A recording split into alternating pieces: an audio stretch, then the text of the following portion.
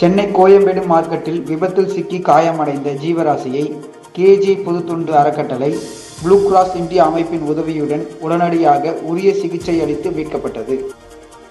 சென்னை கோயம்பேடு மார்க்கெட்டில் நாய் ஒன்று அடிபட்ட நிலையில் ஆதரவற்று கிடப்பதாய் தன்னார்வலர் மூலமாக கேஜே பொதுத்தொண்டு அறக்கட்டளைக்கு தகவல் தெரிவிக்கப்பட்டது.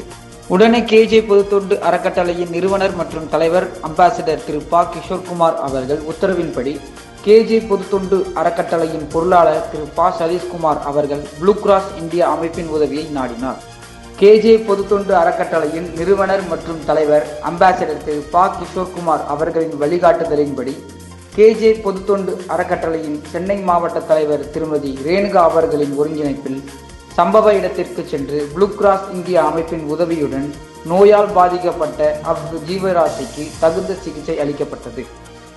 மீட்பு பணியின் போது கேஜே பொதுத்தொண்டு அறக்கட்டளையின் தன்னார்வலர் திரு ஜே. யுவராஜ் உடனிருந்தார்.